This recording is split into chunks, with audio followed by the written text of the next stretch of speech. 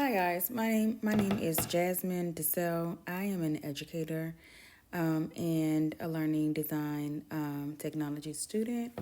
So here this is my homepage for my digital portfolio, which can be found at jasminedeselle.weebly.com. So here again is a digital portfolio which just highlights the major projects for the class. So this class is the LTD 53006. It's a technology planning and administration class. And so here are the highlighted projects that or assignments that we had to complete. So the first assignment was to compile a list of professional learning network. So the professional learning network, or sometimes it's referred to as your personal learning network, is just a list of different either social media accounts,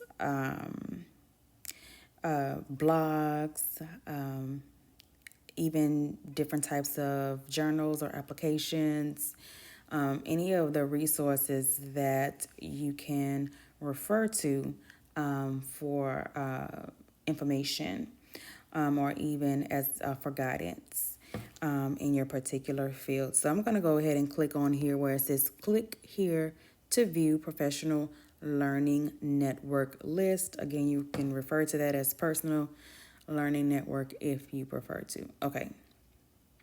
So I have this picture here. As you can see, it has several different people, and these individuals, it looks like they're connected. The lines are connecting from one to another and from that one and so on. And that's because that's exactly what a professional or personal learning network is. It's a pretty much a learning community where we learn information from one another. And so I'm going to go ahead and click here. And once I click there, it's going to take me, or it should take me, to the list that I compiled. And let's see. Not sure why it's not coming up. But this list is a list of different, as I said, social media accounts, different apps, different blogs, different websites, and all of the different resources that I can refer to when I need help or information, when I'm looking for information to complete a project, or I'm looking for different learning strategies, any of that kind of information that I may need. Okay, so the second project here goes over the TPAC and SAMR framework and why we need to implement this into our employee training design. So I'm going to go ahead and click on this. Change proposal for our educations. Let me just go ahead. So yes, a part of this change proposal is to incorporate TPAC and SAMR framework into the learning materials. And this is for education. So the employees here that I'm referring to essentially are going to be teachers, educators, because this is for education. But that part of it, incorporating the TPAC and SAMR into the employee training, is just a little small portion of this presentation, but it is actually included here. So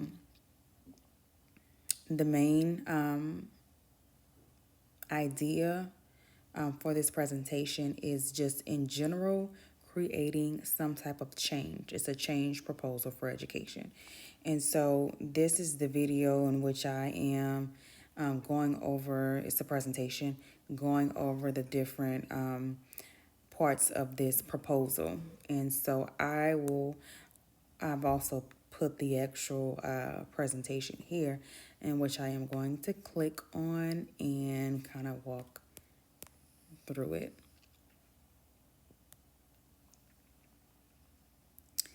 Okay, so here is the presentation for change proposal in education. So, hypothetically, I would have this presentation, or I would give this presentation. I would give this to so be in front of administrators, stakeholders in education or in a particular school district or just in general. But these will be the people who would have the leverage to make these kinds of changes. So administration, stakeholders, even lawmakers or anyone who is in charge of budgeting and things like that. So we would need all of the different I guess the different policymakers and the people in positions who are able to see this change through, right?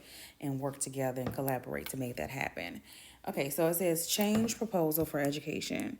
I'm just gonna go ahead through it. I know it's just a general portfolio of our assignments, but I'm gonna go through this really quickly. Um, but this is a part of my digital portfolio. Okay, so it says integrity of the school system service to all students is questionable. So just saying that there needs to be some kind of change in order to better service our students. And why is it questionable? And then I go into how the socioeconomic challenges for some of our students can be a distractor or even not just a challenge, but an obstacle for some of our students. So we need to kind of figure out a way to take those obstacles away. And this change proposal is targeting literacy. That's what this is. So, but although it just says education, specifically, this is targeting literacy rates. And so the presentation goes on to say that the literacy gap calls for a change.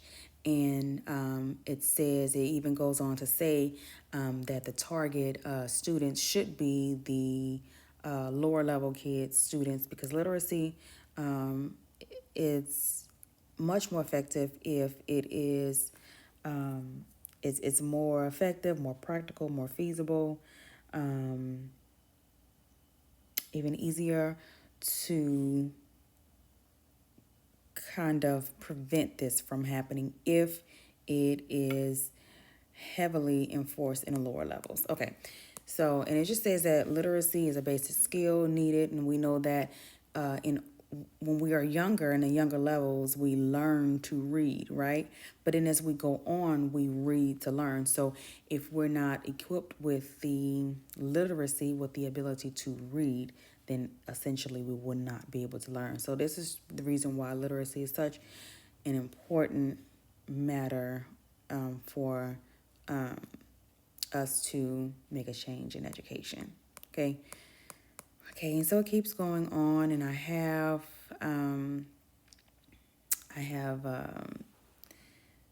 a quote here from a particular research company, just kind of backing up what I are kind of the evidence of what I was saying about kids in the lower income areas and how they normally are expected to perform low in terms of literacy and even may be accepted at this point. And then it says that there aren't any major plans. And so then this goes in, then so the rest of the presentation is pretty much just different ideas on how we can improve. I will go over some of them. As I said, prioritize the lower levels, effectively educate teachers, take the magnifying glass and blame off of the teachers and shift it to the district and state level, and so that we can find solutions and work together, heavily educate the teachers about the challenges that their students may face, specifically the students in their socioeconomic background may face in school, and to try to help alleviate or even just know how to deal with some of those obstacles. And of course, including the TPAC and SMR framework. Okay, and that's the basis the of the presentation. And so that was all. This is my digital portfolio again for the LTDE 5306. It's technology planning and administration. Thank